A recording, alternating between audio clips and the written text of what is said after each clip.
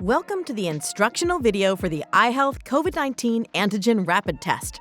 Let's learn how you can complete the test all by yourself and read your results in just a few minutes. For starters, thoroughly wash your hands with soap and water. We also need a clean, flat testing area. Take a moment to disinfect some counter or tabletop space. Once it's dry, lay out the following items from your kit, but don't remove them from their individual packaging just yet. In the box is a swab, a test card, a test tube. Your test tube will likely have the testing solution already inside, but in some cases, you may have received the solution in a separate packet. If so, no problem. Remove the larger lid and then carefully tear off the top portion of your solution packet. Pour the entire contents of the packet into the tube. Careful not to spill. Now, put the lid back on the tube and you're ready to go. Tear the foil packaging off your test card and lay the card upright so that it's ready to receive your test solution once you've taken a sample. Open the handle end of the swab package and pull out the swab. Be sure not to touch the swab end with your fingers or bring the swab into contact with any potentially germy surfaces. Which brings us to the fun part we know you've been looking forward to. Yes, this thing's going inside of your nose. But, lucky for you, the iHealth Rapid Test Swab is specially designed for simple, comfortable testing. It barely has to be inserted into the nostril, about 1/2 to 3/4 of an inch. Easy. In a circular motion, swab as if you were cleaning the inside of your nose. Note that this is not a matter of simply twisting the swab in place. When you've finished, swab your other nostril the same way. You think you got it bad? I'm the one who has to keep saying nostril.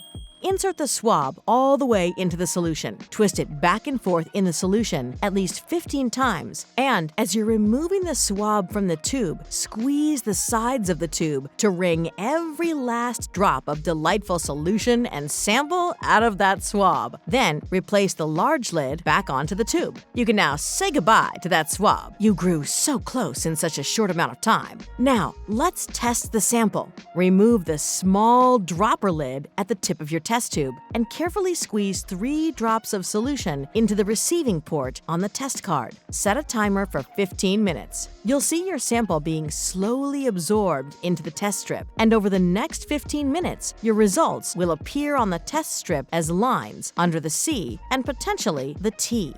After 15 minutes, you can officially read the results of your test. But be aware, you only have another 15 minutes to read them before the results are officially considered invalid. It's a good idea to set another timer. Let's read your results. The C line is the control line. A line should always appear under the C. This tells you that the sample has been absorbed into the strip and that the test card is valid. If no line appears under the C, then the test card is invalid. If possible, you will need to test 3 drops of your sample on another card.